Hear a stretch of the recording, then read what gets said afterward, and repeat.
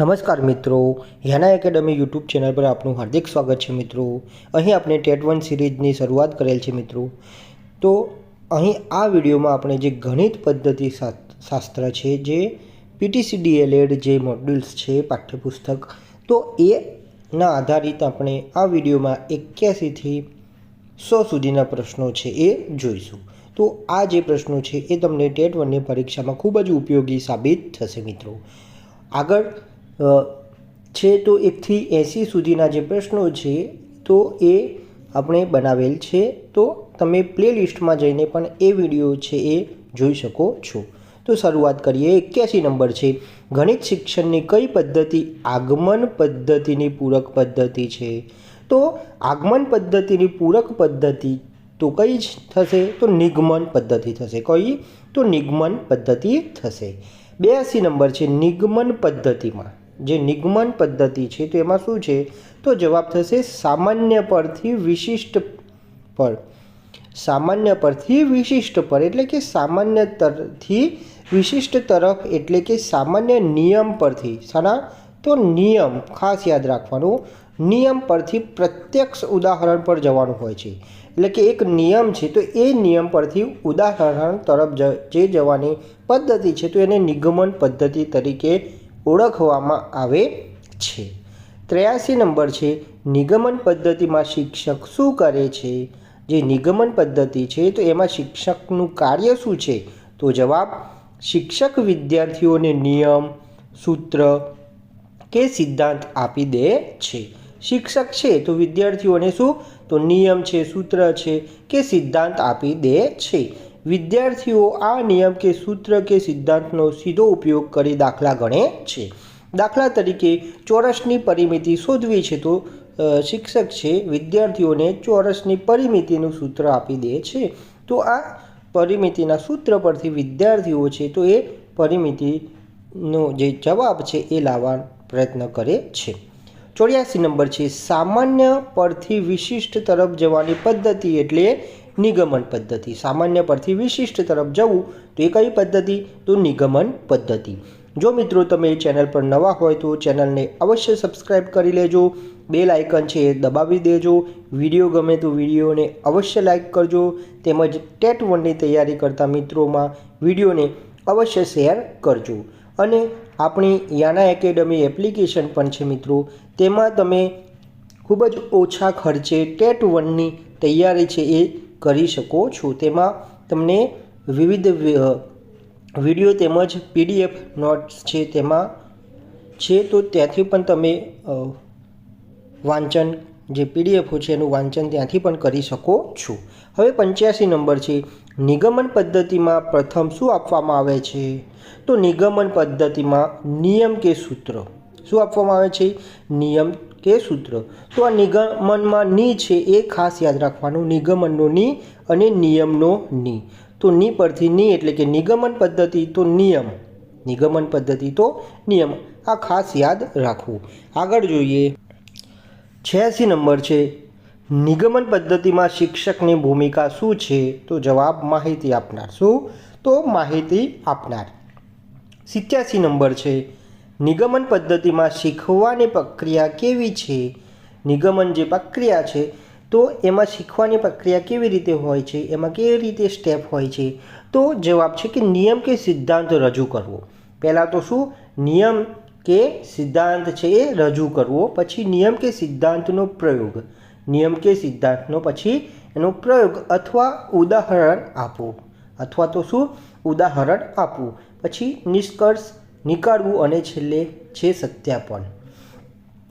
હવે 88 નંબર છે, નિગમન વિધિમાં કયા સૂત્રોનો ઉપયોગ થાય છે? તો જવાબ અજ્ઞાતથી જ્ઞાત, સામાન્ય પરથી વિશિષ્ટ, સૂક્ષ્મથી સ્થૂળ, સિદ્ધાંતથી ઉદાહરણ તરફ। તો આવા જે સૂત્રો છે તો એનો નિગમન વિધિમાં થાય છે, એટલે કે અજ્ઞાતથી જ્ઞાત તરફ, એટલે કે અજાણથી જાણ તરફ, સામાન્ય બાબત છે તો એના પરથી વિશિષ્ટ તરફ, સૂક્ષ્મથી તો સ્થૂળ તરફ, અને સિદ્ધાંત કોઈ છે તો એ સિદ્ધાંતથી શું? તો ઉદાહરણ તરફ। તો આવા સૂત્રોનો ઉપયોગ થાય છે। 89 નંબર છે નિગમન વિધિના ફાયદા જણાવો। નિગમન જે પદ્ધતિ છે અથવા તો વિધિ છે તો એના ફાયદા જાણીશું। તો જવાબ એક તો સમય બચત। નિગમન જે પદ્ધતિ છે એનાથી સમયનો બચાવ થાય છે, વધુમાં વધુ પ્રશ્ન સોલ્વ કરાવી શકાય છે। તો શિક્ષક છે તો એ વધુમાં વધુ જે ગણિતના દાખલા છે એ સોલ્વ કરાવી શકે છે, તેથી શિક્ષક આ વિધિનો ઉપયોગ કરે છે। તેથી શિક્ષક છે તો આ વિધિનો વધુ ઉપયોગ કરે છે। વિદ્યાર્થીઓની યાદશક્તિમાં વધારો, કેમ કે ઘણા સૂત્રો યાદ રાખવા પડે છે। તો વિદ્યાર્થીઓની યાદશક્તિમાં વધારો થાય છે। વિદ્યાર્થીઓની જે યાદશક્તિ છે તો એમાં વધારો થાય છે, કેમ કે ઘણા સૂત્રો યાદ રાખવા પડે છે। પછી વારંવાર અભ્યાસથી લાભ, અને વારંવાર અભ્યાસથી શું એનો લાભ થાય છે। તો આ નિગમન વિધિના આપણે ફાયદા જોયા। આગળ નંબર છે 90 નંબર છે નિગમન પદ્ધતિના ગેરફાયદા જણાવો। કેટલાક લાભ પણ છે, કેટલાક ગેરલાભ પણ છે। તો જવાબ આ વિધિમાં વિદ્યાર્થીઓ નિયમો તેમજ સૂત્રોનું જ્ઞાન પ્રયત્ન તથા પરિશ્રમથી મેળવતું નથી। તો આ વિધિમાં વિદ્યાર્થીઓ છે નિયમો તેમજ સૂત્રોનું જ્ઞાન છે એ પ્રયત્ન તથા પરિશ્રમથી મેળવતા નથી, કેમ કે શિક્ષક સૂત્રો પહેલેથી જ આપી દે છે। શિક્ષક શું તો સૂત્રો છે અગાઉથી આપી દે છે, જેથી વિદ્યાર્થીઓની તર્ક, જિજ્ઞાસા વૃત્તિ, વિચાર શક્તિનો બૌદ્ધિક વિકાસ થતો નથી। જેથી વિદ્યાર્થીઓની જે તર્ક શક્તિ છે, જિજ્ઞાસા વૃત્તિ છે, વિચાર શક્તિ છે તો આ બૌદ્ધિક જે વિકાસ થતો નથી। આનાથી વૈજ્ઞાનિક દ્રષ્ટિકોણ ઉત્પન્ન થતો નથી। તેનાથી શું થાય છે, બાળક તર્ક કરી શકતું નથી, જિજ્ઞાસા વૃત્તિ એનામાં જાગૃત થતી નથી, તો તેનાથી વૈજ્ઞાનિક જે દ્રષ્ટિકોણ છે ઉત્પન્ન થતો નથી। આ વિધિ દ્વારા મેળવેલ જ્ઞાન અપૂર્ણ તેમજ સ્પષ્ટ હોય છે। અપૂર્ણ તેમજ કેવું સ્પષ્ટ હોય છે। આ વિધિથી વિદ્યાર્થીઓમાં ગોખણ પટ્ટી કરવાની પ્રવૃત્તિ વિકસે છે। ગોખણ પટ્ટી કરવાની પ્રવૃત્તિ વિકસે છે। જો પરીક્ષામાં પૂછાય કે કઈ પદ્ધતિથી, ગણિત શિક્ષણની કઈ પદ્ધતિથી વિદ્યાર્થીઓમાં ગોખણ પટ્ટી કરવાની પ્રવૃત્તિ વિકસે છે, તો નિગમન પદ્ધતિ। કઈ મિત્રો? તો નિગમન પદ્ધતિ આવશે। આ વિધિથી વિદ્યાર્થીઓમાં આત્મવિશ્વાસ કે આત્મનિર્ભરતાની ભાવનાનો વિકાસ થતો નથી। તો આત્મવિશ્વાસ કે આત્મનિર્ભરતાની ભાવના છે તો એનો વિકાસ થતો નથી। હવે 91 નંબર જોઈએ। કૌંસમાં a પ્લસ બી કૌંસ પૂરો સ્ક્વેર બરાબર a square plus 2ab plus b square નિયમ આપીને ઉદાહરણ ઉકેલાવવું કઈ પદ્ધતિનું ઉદાહરણ છે? તો જવાબ થશે નિગમન પદ્ધતિ। એટલે કે સૂત્ર આપી અને એ સૂત્ર પરથી કોઈ દાખલો એટલે કે ઉદાહરણ આપવું અને એના પરથી ગણતરી કરાવવી, તો એ કઈ પદ્ધતિ આવશે? તો નિગમન પદ્ધતિ આવશે। 92 નંબર છે નિગમન પદ્ધતિ કયા પ્રકારના વિદ્યાર્થીઓ માટે વધુ યોગ્ય છે? આ જે નિગમન પદ્ધતિ છે તો એ કયા વિદ્યાર્થીઓ માટે વધુ યોગ્ય કહેવાશે? તો જવાબ નિયમ આધારિત અને ઝડપી શીખનાર।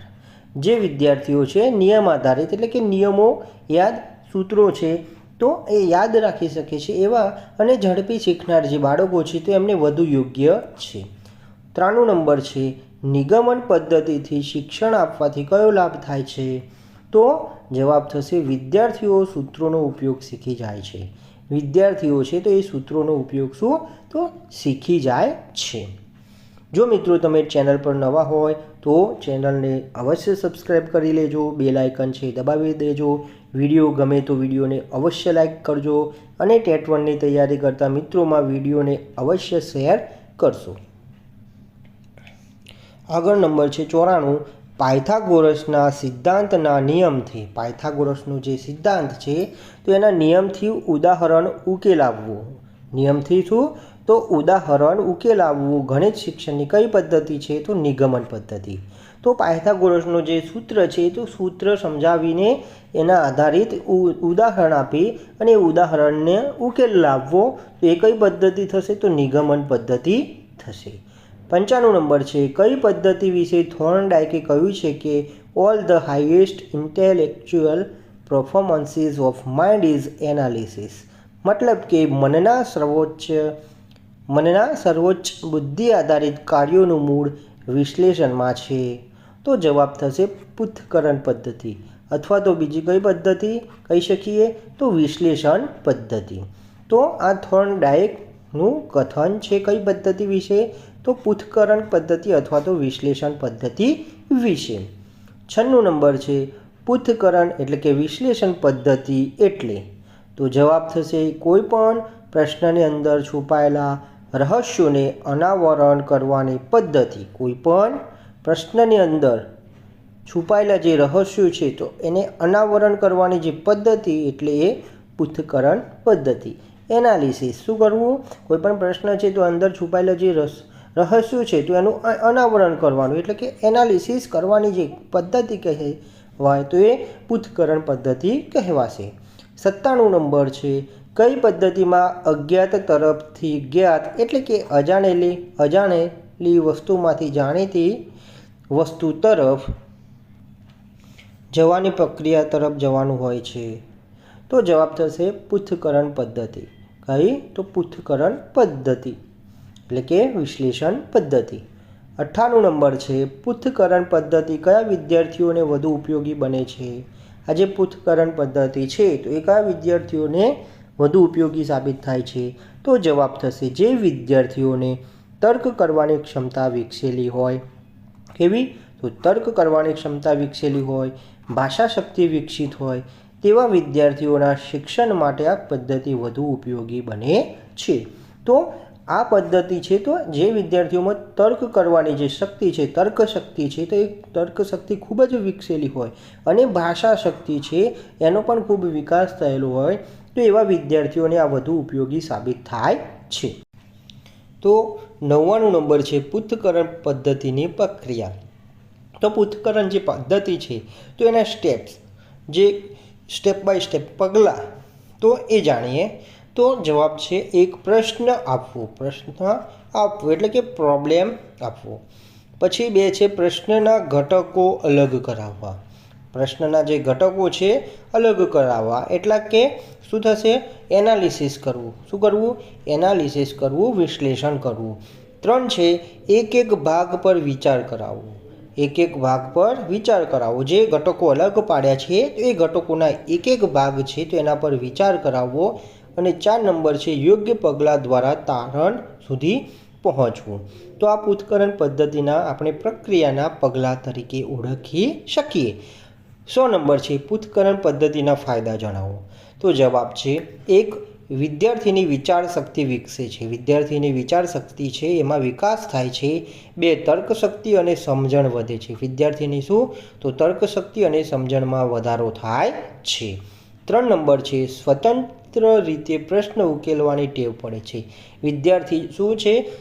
સ્વપ્રયત્ને પ્રશ્નનો જવાબ છે એ લાવી શકે છે, એની ટેવ વિકસે છે.